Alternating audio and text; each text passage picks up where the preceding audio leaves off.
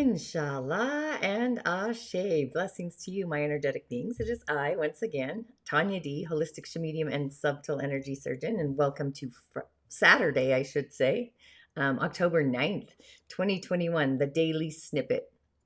So it's a rainy day here on Saturday in my village today, just getting my chill on, if you will. I'm not quite ready to turn the heat on. However, I know it's coming soon to a village near me. So, our guardian of the galaxy is kind of recalibrating our energy today, bumping up our immune system. It's a great day to kind of hunker down and apply our visual creativity or creative visualization. So, it's a day to release the old story and bring in or upcycle the new one. And I'm sure many of you have felt the lingering effects of the new moon. I know in my village people have. But it's time to upcycle your relating. The shift is really on to alter the patterns in our paradigm to relationships. Time to literally flip the switch. The memo has really entered the fortress. But the elemental energy of today, we have the tiger, the eye of the tiger. I can say I love tiger days. I myself have a tiger day branch. So it's going to be great, or at least I kind of feel and sense that way. But we have a young metal tiger. So the young energy might be kind of chopping away at that tree. So there's lots of earth to support our day, but it's this strong day master. It's supported or it has resources. It's outer worldly. And we also have metal hidden in the branches. One is actually in the storage on the year. And metal on the year stem, the heavenly realm, that's kind of an enemy that can't really get to our day master. So it's an enemy because it's an opposing force. That's why I say that. So our day master is yang. The year is yin. So they clash in a way. But our young earth on the month, the transition of the season as we cascade into the next season from water or winter. So the elemental realms, I really started this journey into looking at the elements into this realm like 20 plus so years ago through the skin and healing, energetically healing with light and sound, all based on the principles of energy medicine, the pathways in the center through the body and the skin. So that's when I started just looking at the elements to heal the body.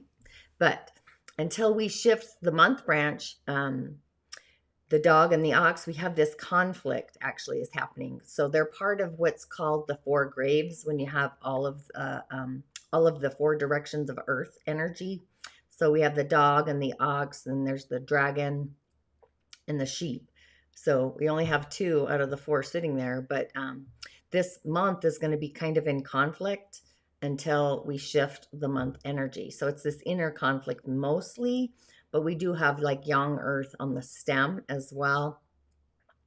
And yinner. So the stomach and spleen, the center of the home.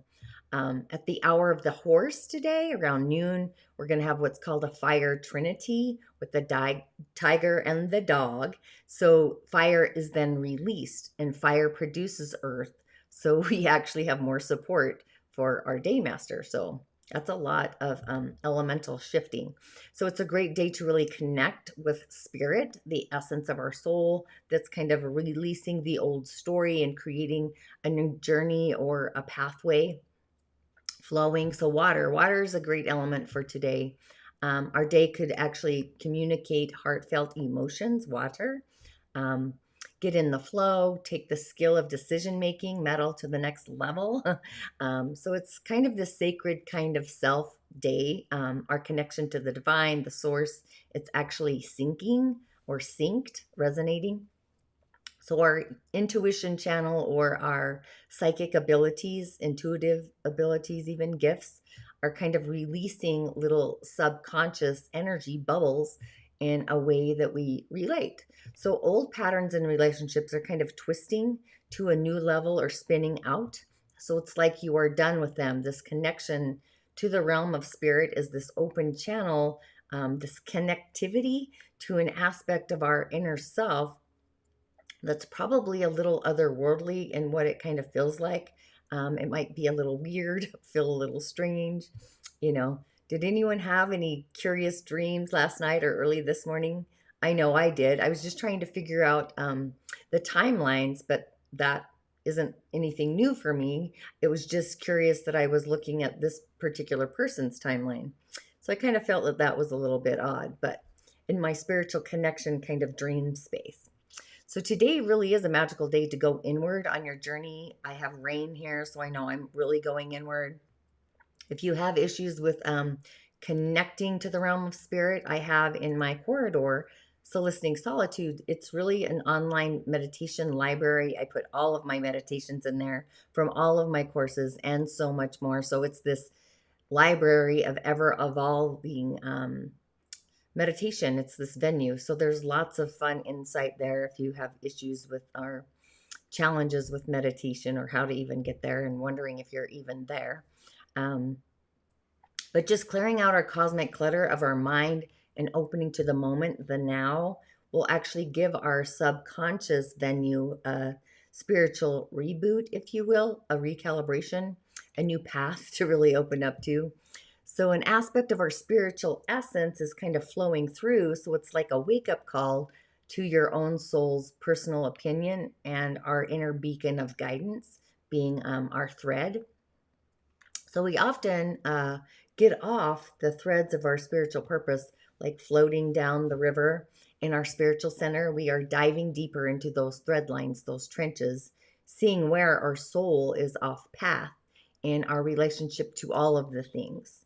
Could be our relationship to ourselves, our character, our beliefs, our friends, events, all of it. So the galactic all, if you will. So I say this way often of all the things to be kind to yourself first and allow the kindness to kind of emanate like a beacon outside of you. You know, are you being compassionate to yourself? You know, are you being self-loving to you? So really, in order to attract kindness, be kind to yourself first. And we often put the need of others ahead of our own personal needs. So this is where we get the memo, the lesson. It's on the platter, if you will, to look at it. So no, I no longer want the sauce. I'm sticking with the veggies. So that's kind of where a spiritual memo becomes realized. So one cycle has ended and a new one is literally on the horizon as the sun rises or even declines. So, whatever memo for you, you have the self realization of ending a relationship so you can upcycle your soul, moving on forward to a new lesson or a new memo, where your soul becomes more authentic to who you really are and your heart's desires in your relationships to self or others, how you relate. So, it's this moment where we have this actualization that whatever relationship that it is that you're on to a new adventure, off to a new career. Maybe you open a new business, you have a new idea, concept. Maybe you're wanting to buy a house, or you've just evolved past a relationship and you're on a different path. So it's also a magical day for forgiving to self. You know, we're often great at forgiving others, but we also need to not be so hard on ourselves and be forgiving in our inner village as well. So we can upcycle our spiritual growth in our own personal container, our vessel, in the physical and also the energetic realms. That's kind of where I started the energy body demystified. That was kind of the merging of those two. So maybe you spiritually reflect today the mirror about love, children, creative endeavors, you know, anything that you feel is a past mistake. It's really time to forgive in our heart center, the center of our heart, through the lower and up through the middle heart. Be unconditional, you know, be unconditional forgiving, be kind, compassionate to your beingness. So, this is the kind of love that comes from the source, the divine, the oneness field. It's this juicy spiritual love, and you kind of want to feel the juice of it. You know, I love the word juicy, to be honest, but you also might be learning about karma in other ways as well, in the long term, in the long run, about money, being productive or producing in the world of business, navigation, manufacturing, all of that other stuff too. So, whatever that is for you, it's literally like switching gears. If you've ever driven manual gear shifting in the realm of the spirit. So, it's like the spiritual compass, and we're navigating to literally change our stars in the narratives. It could be of money and what we value, whatever it looks like. We're all individual. So really connect with spirit today and look through the eyes of God, the divine aspect of who you are from a perspective of what the divine essence of you, the perspective of the other world. So it's really quite different than one we have in this realm. So really, I subscribe to the laws of spirit, not to the laws of man. There's a very different feeling there, a very different thread there. So make it a soul's journey to wisdom of those other realms. So it's time to bring in the energy and the vibration, the frequency of the higher self, your Sira, a higher elevated spirit. The crown is open today and really ready to receive the light of the divine spirit, the essence of your own light shining in and through. So it's violets or pinks, the soul's harmonic, the meta-symbology, meta symbols, or even other worldly symbols. So I say add all the juice, the ingredients to shift and elevate your vibrational tones and frequencies and shades and colors. And absolutely say yes to the unknown, yes to the journey where no woman has ever gone before, or man. So we have all the goods in our spiritual DNA, our codex and our blueprint. So tune in, feel it, and just be it. And really let go. Let the universe, the divine, what your access through your heart channel and also your solar plexus, they're on the same grid line today. So allow them to release into an elevated way of relating. So it's this process that we've already done the work and we get to go to this plane. So your threads might go against the narrative of the collective out in the corridor. So in this aspect of releasing and letting go, we open the corridor to feeling more as we let go. So create those wishes, and as you release them out into the realm of spirit, you literally create more space to be more fluid and also more juicy. So this is a day marked for success in whatever you wish to create. Hopes, wishes, and dreams. It's like we are creating with divine creator, knowing that we are a part of the creator, the divine, the energy, the oneness. So it's a day to fill into what you have been, everything you are now, and also what you are yet to be, and actually feel that. So it's this galactic essence. So whatever it is that you want to receive, really, really, really put it out there today. Put your hands up in the air, do a mudra if you feel called, and ask Spirit to be your beacon of light, just showing you the way. Take a breath, put your hands on your heart and just allow. So the seed sound with our spiritual crown open is that ong, to receive the memo. So you want to open it up to receive the memo, and also, take the message out and through your crown to get the answer. So I kind of went the animal of the day. I think I've already done the tiger. So I'm actually going with the jaguar. So the jaguar, and look at those groovy eyes of this magical being.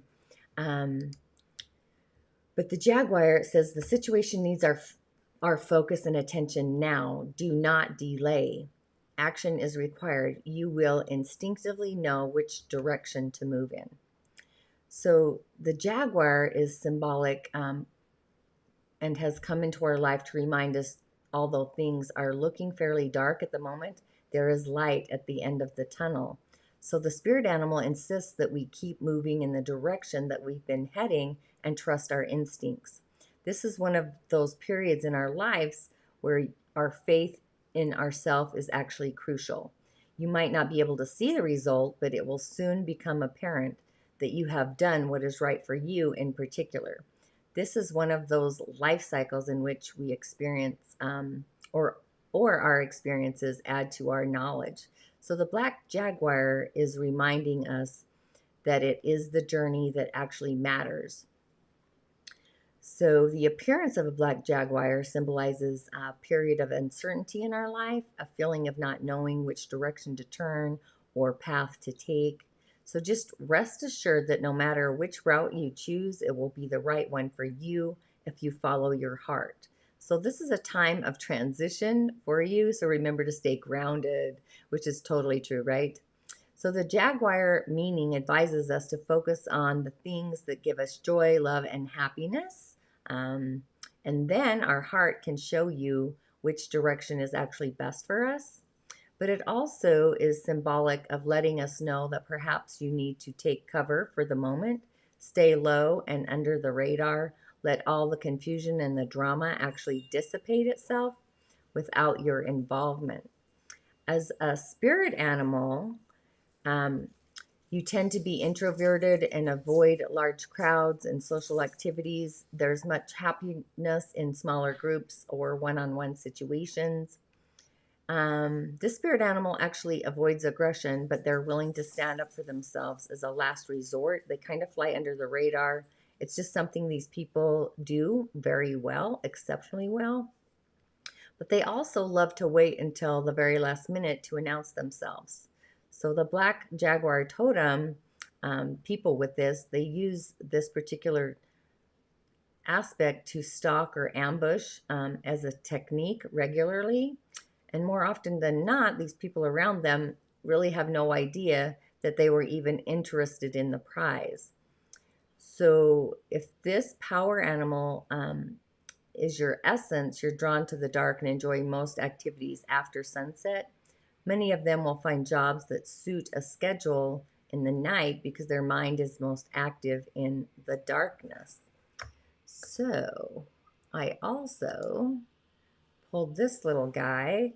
So when you have a black jaguar dream, make sure that you pay attention to your surroundings. For example, there might be danger lurking or enemies at work trying to do you harm. It could also be a warning of a severe illness or health challenge as well that you also need to work through. It could also signify that you should pay attention to events currently surrounding you because there's knowledge available in that. So I also, I went with my Shaman Oracle deck for today. And the first card I pulled is flow. Flow with the natural movements, the universe, the events of the world, the rain coming down. So we can see this magic with this ebb and this flow of the moon, the tides, the flow of the ocean, the rivers, heading out to the sea. So flow is this effortless movement towards a destination, the destiny. It's the ability to move with grace around obstacles, like a river. It's just reminding us the sense of allowing things to really unfold as they will with flow. So it's a sign that our intentions have been actually in motion. So it's time to allow nature to really run its course. So we're kind of being called to these movements that are effortless and also to flow with the path of least resistance. So it's like being in the flow, of all the things, whether just flowing, water shapeshifts, right? Or even, flow that creates from our soul, our essence. So I follow some really magical artists, whether it's painting or carving trees or metal. So it's that kind of flow where you're synced, you're in it, the kind where they bring things to life with no effort. They're magical to watch in their essence because they have it flowing through them, that creativity. So be like the river, trust in your flow. And just enjoy the ride because you're going to fulfill that destiny. It's in your knowingness. And then the next card I pulled is Thunder.